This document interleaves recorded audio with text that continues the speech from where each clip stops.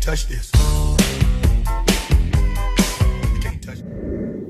You know, when you get to be 67 years old and you've been in music and publications since you were in high school, to go into denial and try to deny the things you've done or might have done over the years would be a little bit like Martin Sheen trying to say that he never got a blowjob. Okay. Miss Sharon has made a very big deal out of my music career, my writing career, how I do things. And she gets on Mount Olympus, like, and says she believes in the old style and this and that. Well, what that basically is her misconception of who I am, what I am, how I do business.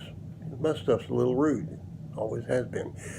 How you do that? Well, you start out in high school and you write a book about a bomb scare in a school that's so good that the police come and investigate you because the bomb would work.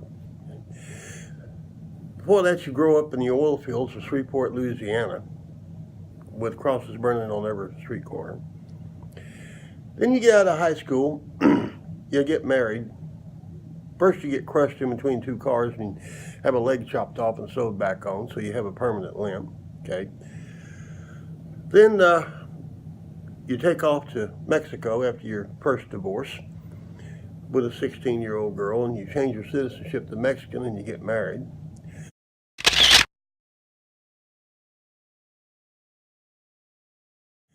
Have two boys, and you do pretty good for about 7 years or so.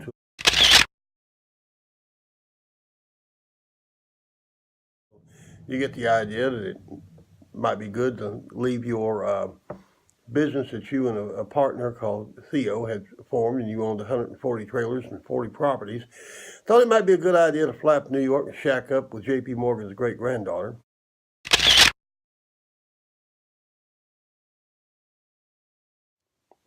Okay. Then you come back and you lose everything.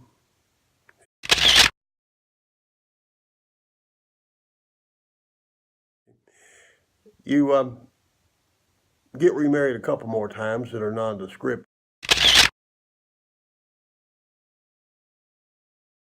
and everything, but eventually you get back into the music business and everything, and you get a day job, but you leave that day job and you go back into the music business, and you go and you start recording records and everything. Records won't sell, so you start recording adult country humor.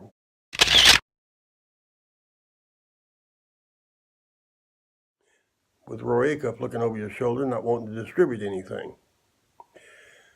From that, you make a few friends. You have a few people you hang out with that help you with getting around a distribution problem.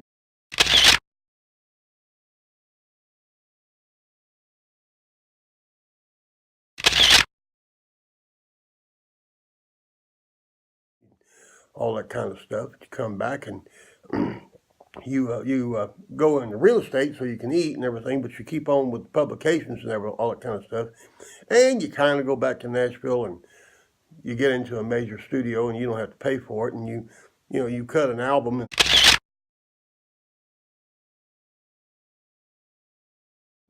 uh, it does pretty good and does pretty good over the years. Little language in there, but see, that's what makes the album cook. That's why they buy that album instead of some of the other albums, and that's why my voice is on those records and everything, and Amy, your father's voice isn't on any records that I know about. I'm sure the man was a great writer.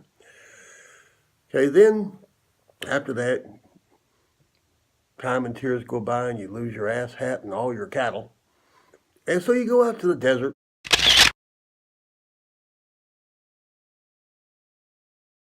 and you just hang out a while and contemplate and come back to Texas and everything. And you pick up a couple of friends here and there and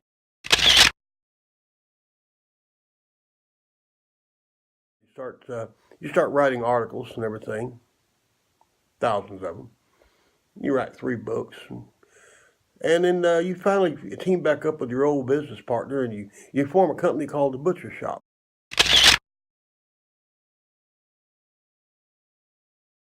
which proliferates a little bit.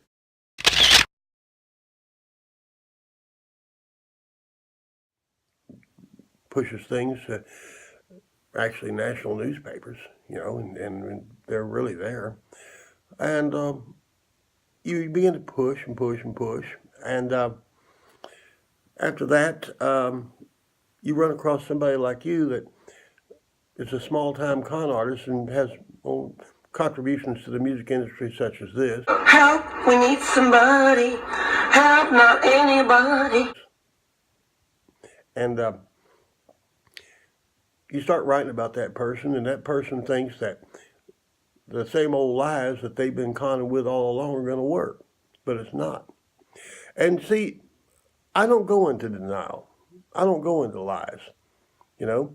I put my life out there as it really is because that's where the articles, the books, and the music come from. I'm not writing Betty Crocker cookbooks here. You do what you're going to do. You face up to it and you own it because that's what you do when you're the most interesting man in the world. You can't touch this.